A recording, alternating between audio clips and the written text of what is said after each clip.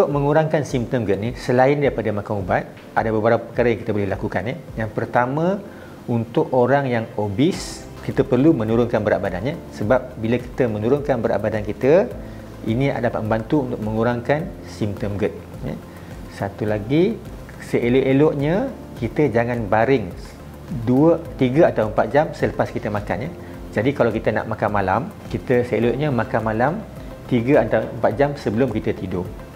Yang ketiga, kalau boleh berhenti merokok. Sebab merokok pun boleh menyebabkan simptom GERD semakin teruk. Yang keempat, kita juga boleh, bagi pesakit yang mendapat masalah GERD ni semasa waktu malam, semasa tidur, kita boleh cuba meninggikan hujung katil ataupun tinggikan kepala kita semasa tidur. Jadi kita tidur menggunakan 2 atau 3 bantal. Ini boleh membantu. Satu lagi yang ialah kita pesakit sendiri kena buat semacam diary makanan lah. Dia kena tengok makanan apa yang menyebabkan simptom GERD ni makin teruk. Sekiranya dia makan, satu contohnya katalah dia makan nangka. Lepas makan nangka, perut dia rasa kembung. Dia dapat diulat simptom GERD. Maknanya dia tak boleh makan nangka. Jadi dia kena elakkan nangka.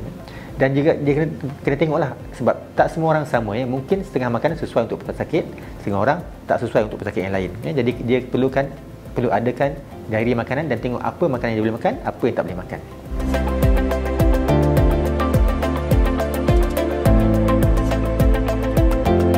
Rawatan untuk GERD, jadi kita balik kepada punca GERD itu sendirilah. GERD terjadi sebabkan kandungan asid dalam perut tinggi. Jadi untuk rawatan, kita perlu cuba kurangkan kandungan asid di dalam perut. Dari segi ubat, ada beberapa jenis ubat yang digunakan untuk mengurangkan asid dalam perut. Yang pertama, kumpulan kita panggil proton pump inhibitors. Yang kedua, H2 receptor antagonist. Dan yang ketiga, dan yang terbaru, potassium competitive acid blocker.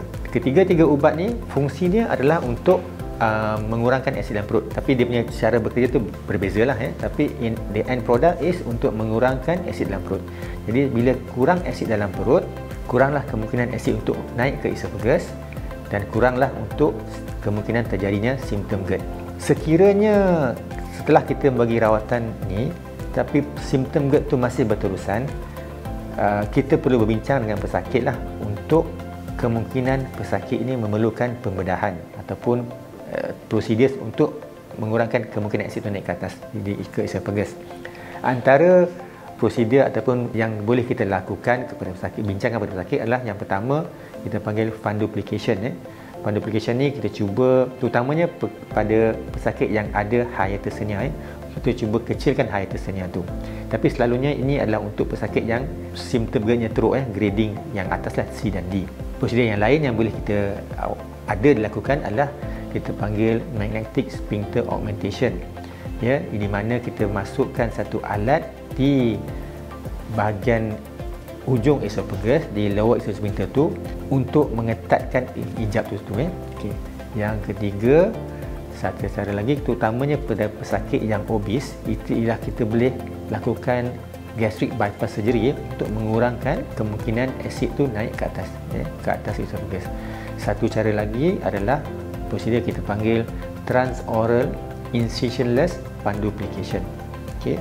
Ini sama juga, kita cuba untuk prosedur ini adalah untuk mengecilkan hiatus hernia, tetapi berbeza dengan fundoplication yang biasa ialah kita masukkan alat tu melalui mulut, tidak ada pembedahan dari luar.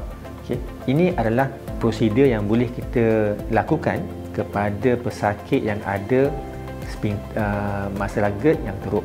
Tetapi saya perlu tekankan, kebanyakan pesakit akan improve, akan simptom GERD akan berkurangan dengan makan ubat saja. Sebab saya boleh kata kebanyakan pesakit lah akan improve dengan makan ubat. Cuma ada beberapa segelintir pesakit yang tidak ada improvement dengan ubat saja, yang kita akan bincang mengenai pembedahan ataupun all these procedures.